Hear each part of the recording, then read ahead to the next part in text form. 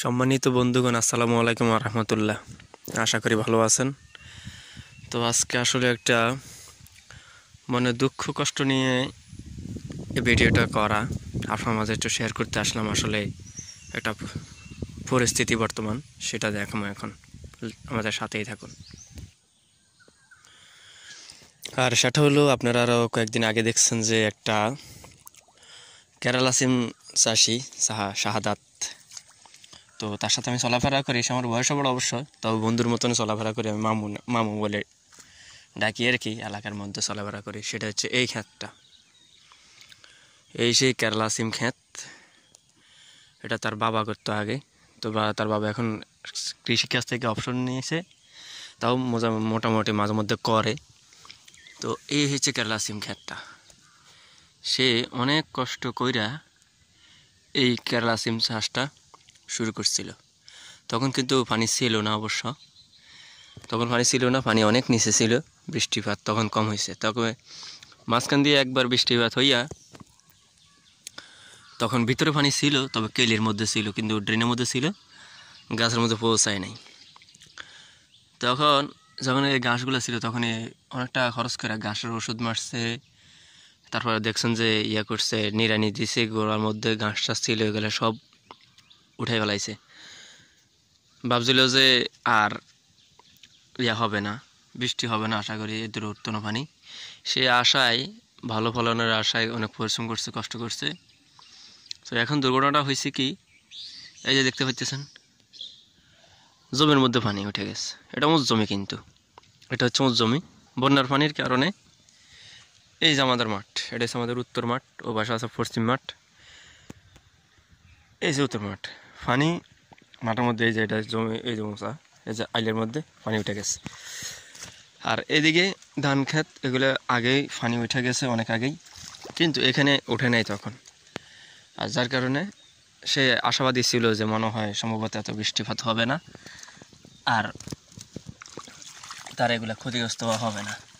এই দেখেন, প্রত্যেকটা গাছের গোড়ায় এখন পানি উঠে গেছে। গাছগুলা ওষুধ মারার পরে গাছগুলা যখন গাছটা সব সাফ করে দিছে, তখন এগুলা সুন্দরভাবে এই যে উঠছে, দেখছেন নি? এগুলা কেরালা সিম অনেক সিম ধরে। আমার ছাদেও লাগাইছি, 3-4 মুড়া লাগাইছি। 2 মুড়ার গাছগুলো খুবই সতেজ, অনেক ভালো। তো মোটামুটি এর গাছগুলো কিন্তু উঠছে, এই দেখছেন নি, ঝাড়ার মধ্যে উঠে গেছে। এখন এমন একটা সময় আসছে, আর কয়েকদিন পরে আসলে সিম ধরার কথা, কিন্তু এই পানির কারণে মাটি চাপি যাওয়ার কারণে তার এই ফসলগুলো আসলে একটু নষ্ট হয়ে গেছে। এই যে গাছগুলো আস্তে আস্তে লাল হয়ে যাইতেছে। এখন যদি এখনও সময় আছে, যদি পানি যদি আল্লাহর রহমতে নামিয়া যায়, তাহলে হয়তো গাছগুলো আবার ঠিকঠাক করে হওয়ার সম্ভাবনা আছে। এই দেখতে পাইতেছেন, আমি এখন ক্ষেতের মধ্যে আসলে ঢুকছি। তো সে মন খারাপ করে রাগ করে আর জমিদারের কাছে আসে না,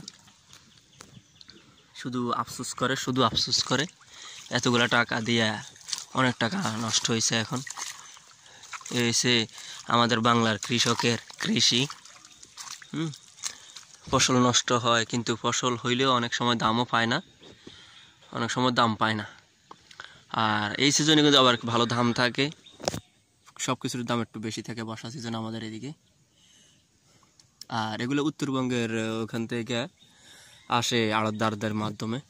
তো আমাদের এই চাঁদপুর জেলার মধ্যে আসলে ওখান থেকে আসলেই অনেকে, মানে আমরা অনেকে চলতে পারি আর কি। আমাদের এলাকার মধ্যে চাষাবাদ হয়, মোটামুটি হয়, যারা চাষ করে তারা মোটামুটি চাষবাস করে এই আর কি, তবে কম।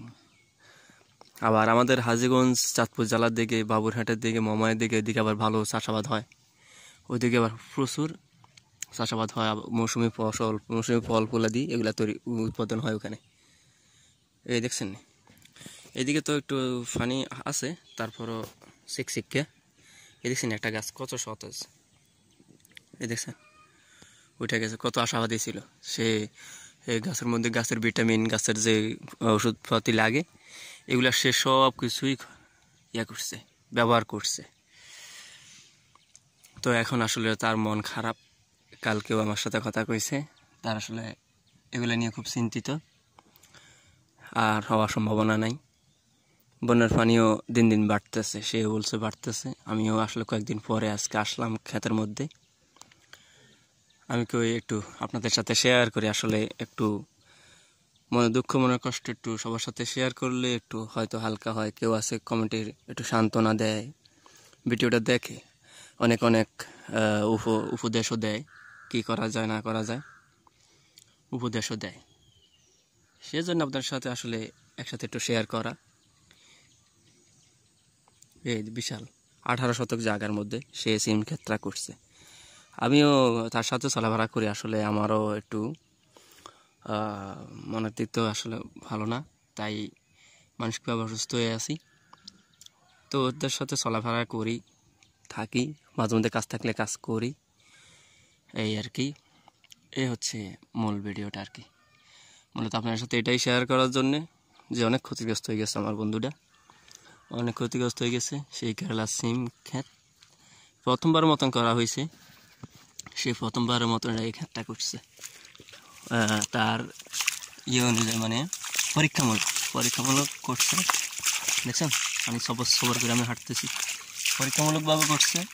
দেখতেছে যদি ফসল ফলা দিয়ে যদি ভালো হয়, দাম ভালো পায়, ভালো আয় করতে পারে, তাহলে সে সবসময় একটা করার লক্ষ্য ছিল।